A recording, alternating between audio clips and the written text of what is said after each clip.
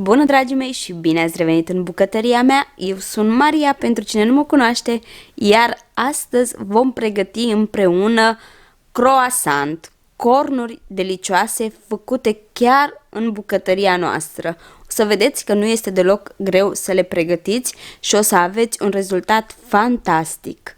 Pentru început, în 200 de ml de lapte călduț, adaug 7 g de drojdie uscată,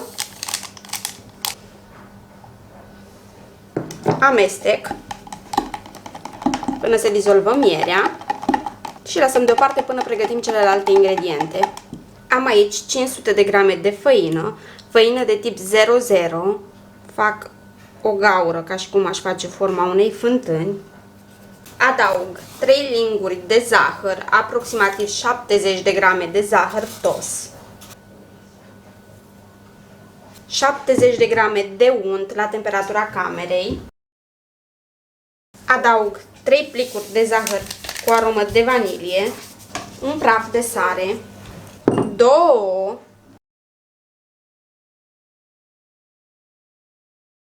și încep să adaug și laptele amestecat cu drojdia și mierea. Dacă nu folosiți miere, puteți folosi o linguriță de zahăr. Și încep să frământ aluatul.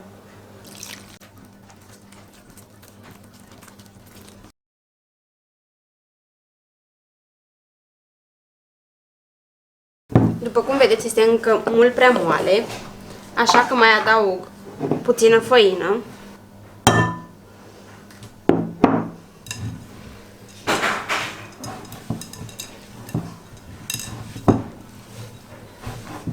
Și frământ aluatul pentru aproximativ 10 minute. Mai presar puțină făină pe masă. Nu trebuie să folosim foarte multă făină, însă trebuie să nu se lipească. Și cu cât îl frământăm mai bine, cu atât va deveni un aluat compact. Cred că am mai folosit aproximativ 50 de grame de făină. Și acum frământăm. Ne ajutăm și de o racletă, pentru că, după cum vă spuneam, este un aluat pentru un moment lipicios. Dar frământându-l vom obține ceea ce ne dorim. Nu mai adăugăm făină, pentru că nu vrem să fie nici foarte multă făină, că avem nevoie ca cornurile noastre să fie pufoase.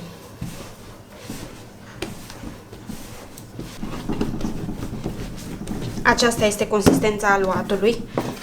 După cum vedeți, este încă ușor lipicios, dar dacă ne ajutăm de racletă, îl dezlipim cu ușurință. Ia uitați cum arată. Acum o să-l pliez de câteva ori în felul acesta.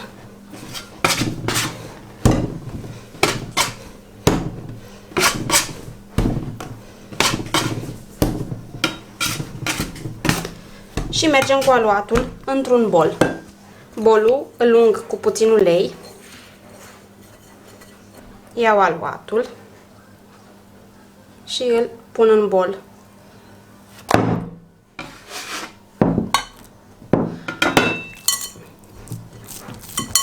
Îl pliez de câteva ori cât să-i dau o formă rotundă. Să știți că pliatul ne ajută și să aibă acea textură de croissant. Ia uitați. Acopăr cu folie peliculă alimentară și merg cu aluatul în cuptor. În cuptor voi pune și o tavă în care voi pune 1 litru de apă fierbinte, pentru că aluatul trebuie să crească la aburi. Pun aluatul în cuptor. Aici am o tavă, adaug apă fierbinte, închid cuptorul și las să dospească pentru 2 ore. Aluatul a dospit pentru 2 ore și așa arată. Ia uitați voi cât este de frumos. Este superb. Presar puțină făină pe blatul de lucru. Scot aluatul.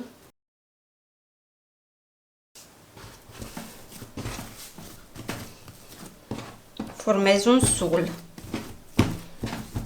din aluat în felul acesta și îl împart în 8 părți egale. De data aceasta le voi cântări pentru că vreau să aibă aceeași greutate, aceeași mărime.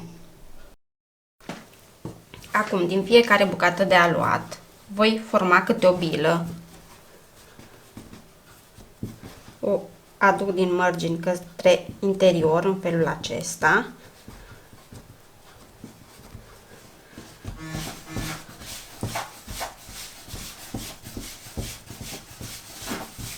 Și dau o formă frumoasă, rotundă. Las deoparte și procedez în felul acesta cu toate bucățile de aluat. Bineînțeles că puteți face acest lucru și în palmă. Acopăr cu un prosop și las să dospească pentru alte 30 de minute. După 30 de minute, așa arată aluatul nostru. Acum, fiecare parte de aluat o vom întinde într-o foaie subțire. Presar făină pe blatul de lucru. Iau aluatul și cu un sucitor o întind într-o foaie cât se poate de subțire.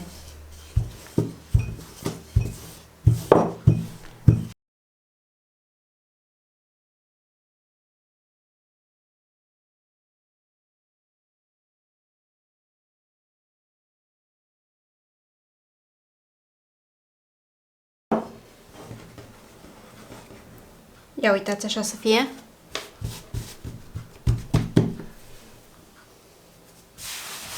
Lăsăm deoparte și continuăm să întindem toate foile.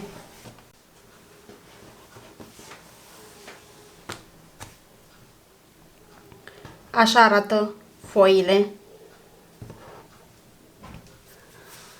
Acum vom lua fiecare foaie în felul acesta și o ungem cu unt topit. Am aici 100 de grame de unt topit. O ung bine.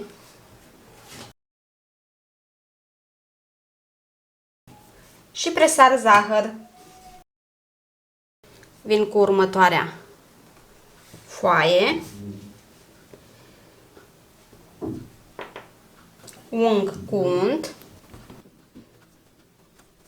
Presar zahăr. Și continui în felul acesta până la ultima foaie.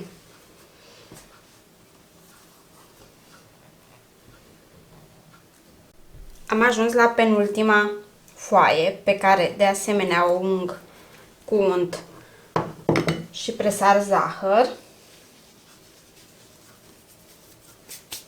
Și vin cu ultima foaie, pe care o așez frumos peste.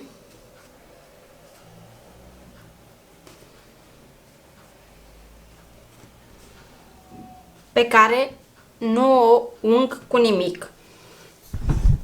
Presar doar puțină făină și întind totul cu un sucitor într-o foaie unică cât se poate de subțire. În felul acesta.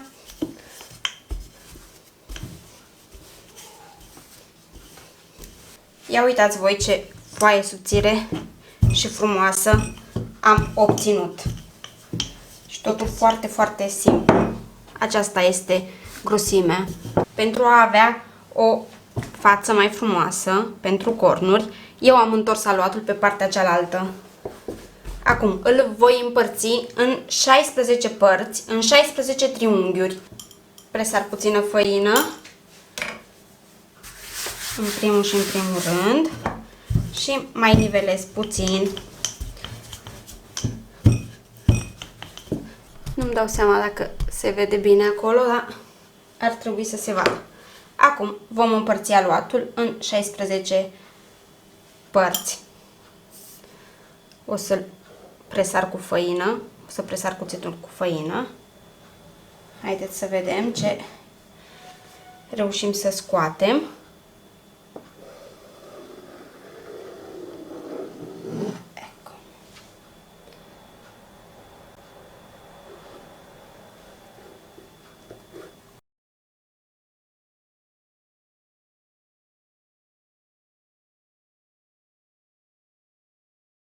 Acum, pe fiecare triunghi îl vom tăia puțin aici la capăt, în felul acesta.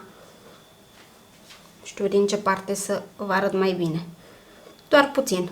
Facem o deschizătură. Și avem două variante.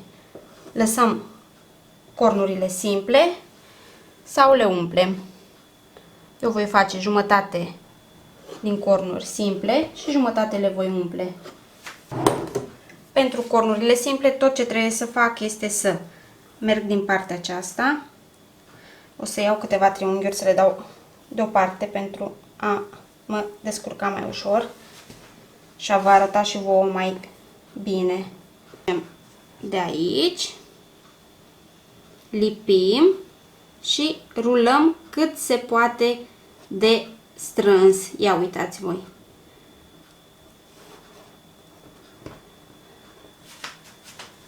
Ia uitați și strâng și merg și lipesc. Cel mai bine ar fi să lipim sub corn, cât să îl punem în felul acesta în tavă. Ia uitați voi cât este de frumos. Ia uitați. Și continui în felul acesta.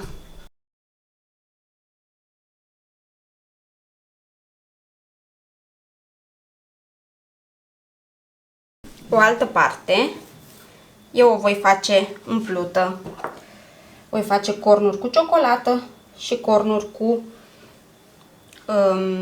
dulceață. Pun o linguriță de ciocolată și tot ce fac să procedez la fel ca și prima dată,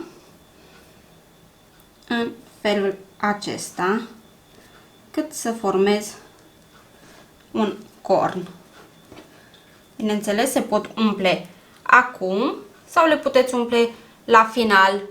Am așezat cornurile în tavă, tava am tapetat-o cu hârtie de copt și voi lăsa cornurile să crească pentru aproximativ 30-40 de minute sau până când își vor dubla volumul.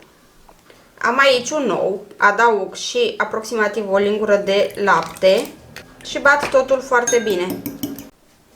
Ia uitați voi cât de bine arată croasantele mele. Au crescut foarte, foarte frumos. Bineînțeles, acestea cu umplutura a mai ieșit, dar nu este absolut nicio problemă. Important este gustul. Acum, ung cu ou toată suprafața, ușor să nu le desumflăm. Acum merg cu tava la cuptor, cuptorul preîncălzit la 180 de grade și coc cornurile pentru aproximativ 25-30 de minute sau până când vedeți că sunt rumene și frumoase deasupra. Voilà! E croissant. Arată wow! Minunat arată! –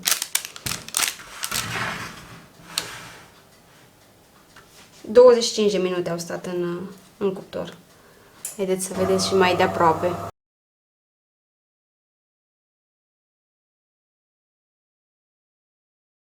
Nici nu știu pe care să vi le prezint mai întâi. Atât de mulțumită sunt de rezultat.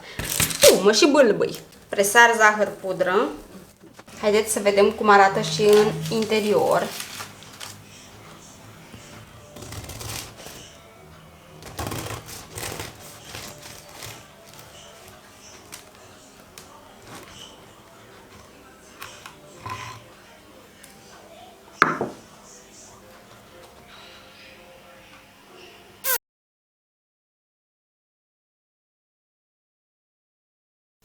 Am ajuns și la finalul rețetei de astăzi, sper să vă placă și vouă, să o încercați și voi. Ați văzut cât de ușor putem obține cornuri ca în patiserie, chiar în bucătăria noastră. Dacă aveți întrebări, nu uitați că le aștept cu mare drag în secțiunea de comentarii. Vă pup, vă îmbrățișez și ne vedem data viitoare cu noi rețete. Pa, pa!